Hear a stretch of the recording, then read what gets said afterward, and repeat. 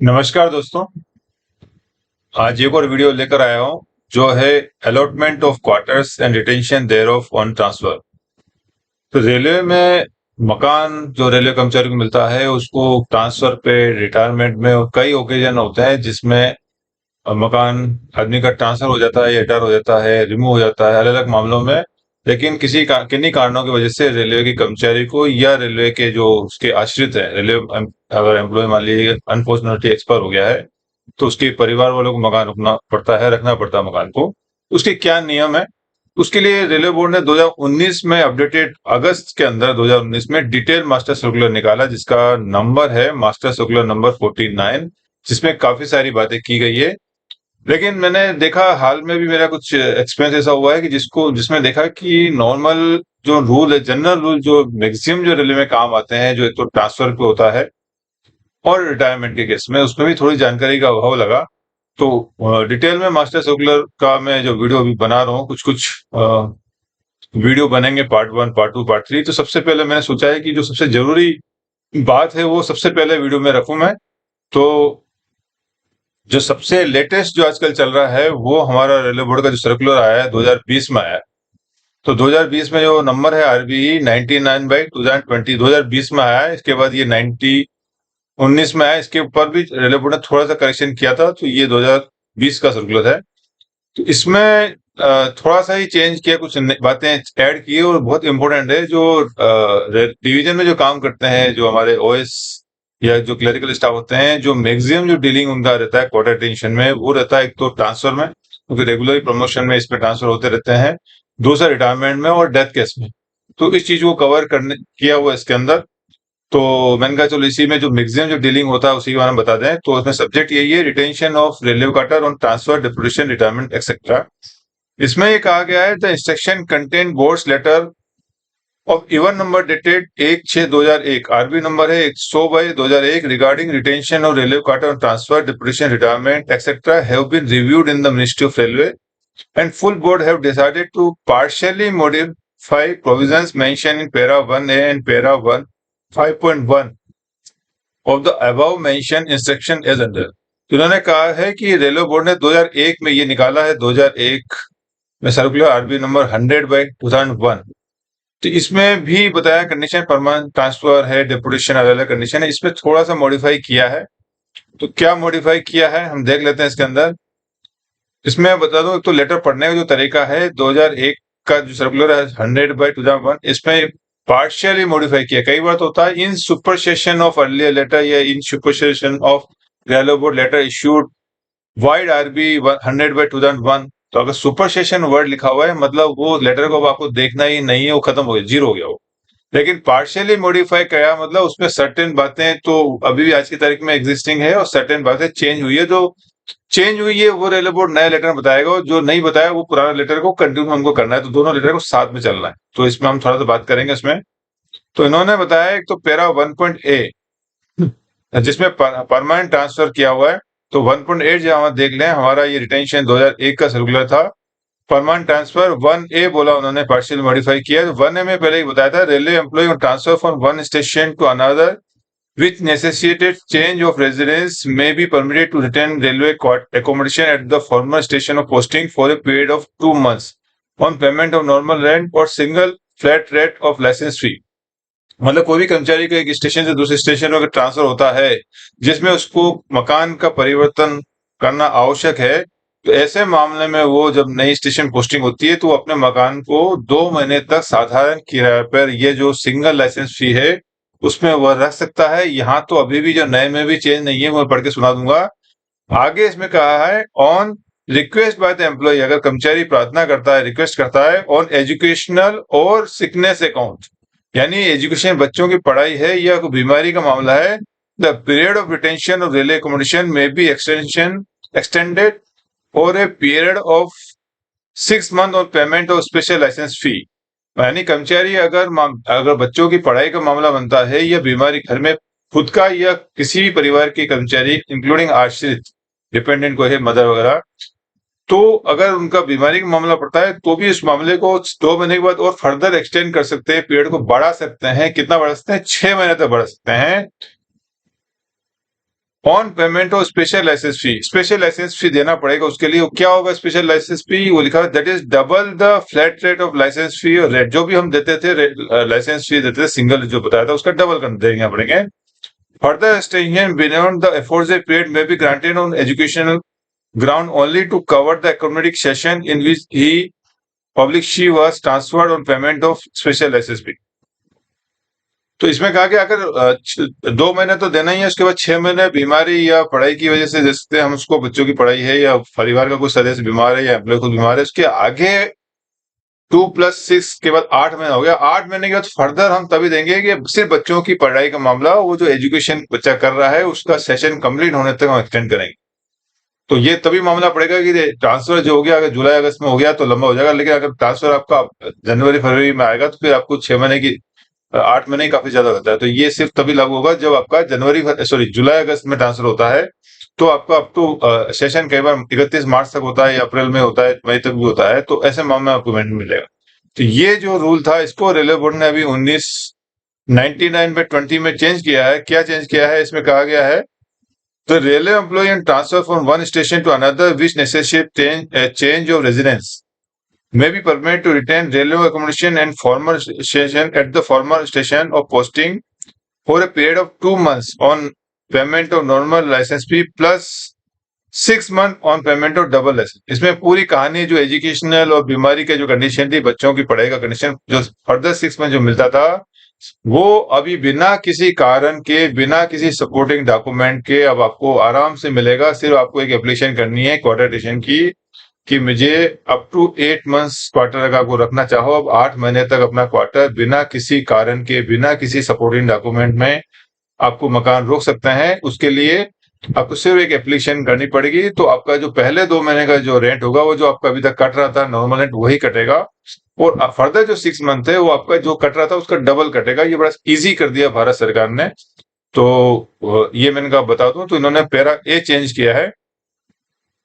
उसके बाद जो एजुकेशन की जो बात आई थी उसमें जो बात की थी कि एजुकेशन का सेशन का, ये भी इन्होंने बहुत अच्छा नियम भारत सरकार ने निकाला रेलवे बोर्ड ने, जिसमें कहा है further extension beyond the aforesaid period may be granted on educational ground as only as mentioned below। अगर पढ़ाई के मामले में कैसे एक्सटेंड करेगा, कितना पीरियड मिलेगा, उसके बारे में बताया उन्होंने कि to cover the current academic session that is end of academic session schooling session plus 15 days. जो भी आपका बच्चे का एजुकेशन सेशन होगा, एंड ऑफ एकेडमिक सेशन का मतलब बताया, the end of academic session schooling session shall in this case means last paper of annual examination. जो भी ये बच्चा पढ़ रहा है किसी भी क्लास में, उसका सेशन कंप्लीट होने तक, तो कंप्लीट होने की परिभाषा बताइए कि उस एग्जाम बच्चे का जो एग्जाम होगा आपके बच्चे का, उसका लास्ट पेपर होगा, वो उसको मानेंगे कि एंड ऑफ एजुकेशन सेशन या स्कॉलिंग सेशन।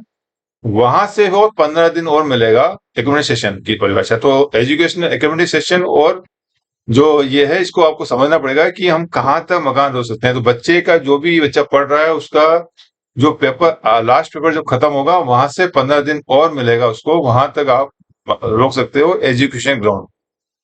अगला बोलता है when the ward of railway employees is studying in 9th class. एक विशेष सुविधा भी रेलवे बोर्ड ने दिया है कि नॉर्मल जो बच्चा होगा उसका तो हमको करंट एकेडमिक जो सेशन होगा वहीं तक मिलेगा, लेकिन आपके बच्चे अगर 9th में और 11th में, क्योंकि 10th और 12th बोर्ड का एग्जाम होता है और रेलवे बोर्ड चाहता है कि कोई भी कर्मचारी के स्थानांतरण की वजह से उसकी बच्चों की पढ़ाई का नुकसान न हो शिफ्टिंग के लिए, तो एक विशेष प्रावधान रेलवे बोर्ड ने 2020 में अभी निकाला है, जिसमें कहा गया है कि when the ward of railway employee studying in 9th class और 11th क्लास, द रिटेंशन और रेलवे एकोमोडेशन में be allowed on educational ground to cover up the current academic session and also the next academic session examination of the ward till the end of academic session of class 10th और 12th respective plus 15 days। तो railway board ने एक विशेष जो प्रावधान दिया है उन कर्मचारियों को दिया हुआ है जिनके बच्चे अगर ट्रांसफर के समय या तो 9th में पढ़ रहे हैं या 12th में 11th में पढ़ रहे, सॉरी 11th में 9th और 11th में पढ़ रहे हैं, तो उनको 9th पूरा करना दिया जाएगा और 10th का भी एग्जाम खत्म होने के बाद प्लस 15 दिन मिलेगा। सिमिलरली अगर बच्चा 11th में पढ़ रहा है, बच्चा या बच्ची, वो 11th का करने का पूरा 11th करने दिया जाएगा। उसके बाद 12th करने के बाद 12th के एग्जाम कंप्लीट हो जाएगा, बोर्ड का एग्जाम जो होगा कंप्लीट होने के बाद प्लस 15 दिन तक भी मकान रोक सकते हैं। ये बहुत अच्छा विशेष प्रावधान दिया है मालूम होना चाहिए लोगों को, तो मैंने कहा बता दूं इस वीडियो के माध्यम से। ये जो रूल है ये 2020 का रूल है, ये 2001 में इस तरह का रूल नहीं था। पहले सिर्फ ये था कि करंट एकोमोडेशन तक मिलता था, ये 2001 का रूल अब 2020 में रेलवे बोर्ड ने काफी लिबरल किया रूल, और इसमें 9th और 11th में जिनके बच्चे पढ़ रहे हैं उन कर्मचारी को लंबा पीरियड दिया है रिटेंशन के लिए। आगे इन्होंने पैरा 3 में बताया, beyond the permitted oblique permissible limit however no further extension will be allowed on any ground। इन्होंने कहा कि जितना दिया है परमिसिबल लिमिट उसके बाद किसी भी कारण से फर्दर एक्सटेंशन नहीं मिलेगा किसी भी ग्राउंड में। कई लोग हमारे पास आते हैं, सर ये है, ऐसा है, वैसा है, कोई एक्सक्यूज नहीं चलेगा, आपको मकान खाली करना पड़ेगा। इसमें आगे कहा भी है कि therefore no request or recommendation on this score shall be entered। इसके बाद किसी भी मामले का कोई रिक्वेस्ट और कोई भी रिकमेंडेशन आपको एक्सेप्ट नहीं करना है, ना ही एंटरटेन करना है, उसको डील करना है।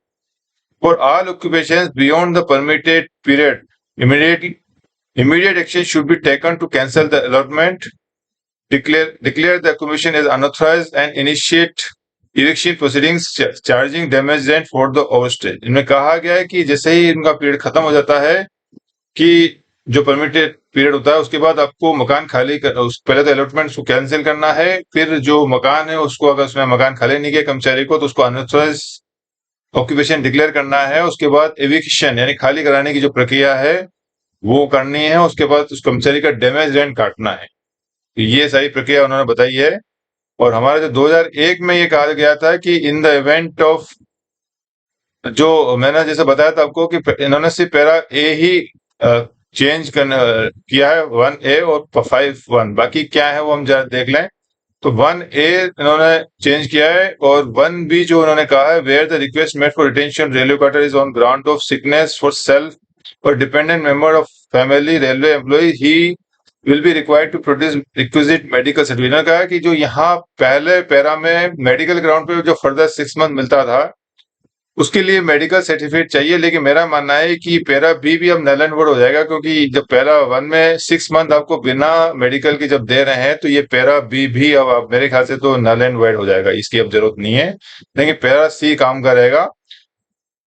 In the event of transfer during mid session school college academic session, the permission to be granted by the competent authority for retention of railway accommodation in terms of item A above will be subject to his production of necessary certificate from the concerned school authority। मतलब जो education ground पे जो आपको retention दिया जाएगा, चाहे 1 साल दिया जाए या 9th और 11th के बच्चे को 2 साल दिया जाएगा, वो उस बात पे डिपेंड करेंगे कि स्कूल से उनको जो है जो भी आवश्यक दस्तावेज, आवश्यक जो नेसेसरी सर्टिफिकेट है वो आपको जमाना कराने पड़ेंगे, जिससे ये प्रूफ हो कि बच्चा पढ़ रहा है। तो ये आपका चेंज हो गया आपका।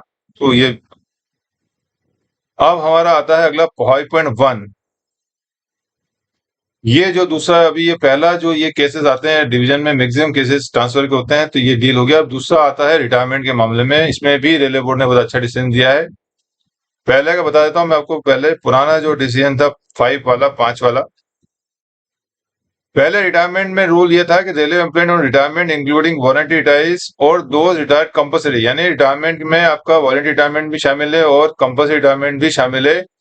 कहा गया है may be permitted to retain non earmarked railway accommodation for a period of 4 months. एक तो मैं बता दूं रेलवे में मकान नॉन ईयर मार्क ही रोक सकते हैं, ईयर मार्क क्वार्टर को रोकने का प्रोविजन नहीं है रेलवे में, मैं आपको क्लियर कर दूं। हालांकि आज की तारीख में मैक्सिमम ईयर मार्क तो बहुत कम बचे हैं, मैक्सिमम जो क्वार्टर होते हैं वो नॉन ईयर मार्क ही होते हैं। इसमें कहा गया है कि may be permitted to retain non earmark quarters in the case of retirement including voluntary retirement और those retire compulsory for a period of 4 months on payment of normal rate flat. मतलब normal rate में कोई भी कर्मचारी अगर retire हो रहा है इंक्लूडिंग वॉलंटरी रिटायरमेंट या कंपल्सरी रिटायरमेंट, तो वो 4 महीने तक नॉर्मल साधारण किराए पे वो रोक सकता है। And next 4 months on education और 6 account on payment of special SSP. तो हमारे जो नॉर्मल रिटायरमेंट में 2 महीने के बाद जो 6 महीने मिलता था, सेम यहाँ पर 4 महीने प्लस 4 महीना है। तो अगला जो 4 महीने है वो एजुकेशन ग्राउंड पे या सिकनेस ग्राउंड पे और डबल लाइसेंस फी, जो कि हमें नॉर्मल रिटायरमेंट में था, सेम चीज यहाँ पे भी कहा गया कि जो फर्दर 4 मंथ्स है वो या तो बच्चों के एजुकेशन के मामले में या एम्प्लॉय खुद का या परिवार के किसी भी सदस्य इंक्लूडिंग आश्रित अगर डिपेंडेंट मेंबर है उनका, अगर बीमार है बंदा, तो फिर आपको फर्दर 4 मंथ्स आपको मिलेगा, जिसके लिए आपको मेडिकल से सर्टिफिकेट लाना पड़ेगा। वो कंडीशन इन्होंने रखी थी, उसमें डबल लाइसेंस फी में आपको देना पड़ेगा। इस चीज को भी रेलवे बोर्ड ने अभी करंटली हटा दिया है। अब इसमें बड़ा इजी कर दिया है कि railway employees on retirement including voluntary retirees और those retire on compulsory may be permitted to retain non-earmarked railway accommodation for a period of 4 months on payment of normal rent/flat rate of licence fee. यानी कि जो ये तो हमारा पुराना नियम है, मेरे ख्याल से इसमें कुछ चेंज नहीं किया है कि शुरू के जो पहले 4 महीने हैं, कोई भी कर्मचारी का रिटायर होता है, रिटायरमेंट के बाद पहले 4 महीने वो आराम से मकान रोक सकता है। पहले भी था, अभी भी यही चेंज नहीं किया, लेकिन नेक्स्ट 4 मंथ में इन्होंने नियम चेंज कर दिया है। क्या किया है वो, the next 4 month on payment of licence special licence fee that is double the normal rent और double the flat rate of licence fee. यानी पहले 4 महीने तो आपका पुराना नियम था, वो एज ए वैसे की वैसे ही रखा, उन्होंने चेंज नहीं किया। लेकिन जो अगला जो 4 महीने था एजुकेशन और मेडिकल ग्राउंड पे, सिकनेस ग्राउंड पे, जो हमारे नॉर्मल रिटायरमेंट भी था, उसको ऊपर की तरह इसको भी हटा दिया। उसको भी अभी बिना किसी कारण के, बिना किसी सपोर्टिंग डॉक्यूमेंट में, अब रेलवे कर्मचारी को भी अगर रिटायर होता है इंक्लूडिंग वॉलंटरी रिटायरमेंट या कंपल्सरी रिटायरमेंट, वो अपना मकान रिटायरमेंट के बाद 8 महीने तक बिना किसी सपोर्टिंग डॉक्यूमेंट के, बिना किसी रीजन के, सिंपली एक एप्लीकेशन उसको करना है रेलवे में कि मैं मकान 8 महीने तक रहना चाहता हूँ, कृपया मुझे मकान को 8 महीने तक रोकने की अनुमति दें। तो उसमें आपको पहले 4 महीने जो होगा वो नॉर्मल रेंट कटेगा आपका, और फर्दर जो 4 मंथ्स होगा वो आपका डबल रेट कटेगा। हालांकि इसमें आपको लिखने की जरूरत नहीं, कह लो कि कंफ्यूज होते क्या सर हमको लिख के दें कि वो 4 महीने ऐसा सिंगल रेट पे, आपको लिखना नहीं, आपको सिंपल एक लिखना है कि सर मैं इस रेलवे में काम करता था, इस पोस्ट पे काम करता था, और मैं रिटायर हो गया इस तारीख से, और मुझे 8 महीने जो है मकान रोकने की मुझे अनुमति दीजिए। मेरी जो भी आप अपना रीजन बताना चाहें बता सकते हैं। तो ये बड़ा रेलवे बोर्ड ने अच्छा कर दिया है। इसके बाद क्या है, this is also applicable to audit staff doing railway audit work. Railway में कुछ ऑडिट स्टाफ भी काम करते हैं, वो अगर रेलवे का काम करे तो ये उस पर भी लागू होगा। The cases of retirement on medical invalidation ground are also be treated at par with normal retirement. जो कर्मचारी टोटल मेडिकल इनवैलिड हो गए हैं उनको भी इसी तरह ट्रीट किया जाएगा जैसे कि वो नॉर्मल रिटायरमेंट हो गए, उनको भी ये सुविधा मिलेगी। और लास्ट में इन्होंने कहा है पैरा 2 में other provisions mention in board's letter number, जो बाकी जो प्रोविजंस हैं इसमें 101 पे 2001 विल रिमेन अनचेंज। यानी 101 पे 2000 में जो मैंने आपको ये बात की वीडियो में, ये हमारा 1 था, उसके बाद 2, 3, 4 बाकी जो सब्जेक्ट्स हैं हमारा, इसको हम बाद में पढ़ेंगे। बाकी इसमें चेंज नहीं किया रेलवे बोर्ड ने, सिर्फ 1 और 5 पैरा को ही चेंज किया रेलवे बोर्ड ने। तो मैंने ये वीडियो बनाने के पीछे मेरा उद्देश्य ये था कि जो मेन हमारे जो क्वार्टर जो मैक्सिमम जो डीलिंग होता है, मैक्सिमम जो फाइलें जो डील होती है, मूव होती है, वो इन 2 मामले में होता है। डेथ केस में तो आपको मालूम है, आगे आएगा, मैं अगले वीडियो में बता दूंगा। फिर भी एक ऑरली बता देता हूँ मैं आपको। डेथ केस में कोई भी कर्मचारी की डेथ हो जाती है तो उसमें उनकी जो डिपेंडेंट जो वाइफ है, उनकी जो विडो है, उनको 2 साल तक मकान रोकने की परमिशन मिलती है। लेकिन उसकी कंडीशन ये है कि उनके यहाँ जिस शहर में एम्प्लॉय रहता था वहां उनका खुद का मकान नहीं होना चाहिए। अगर खुद का मकान है तो 1 साल तक आपको मकान रोकने की अनुमति मिलेगी।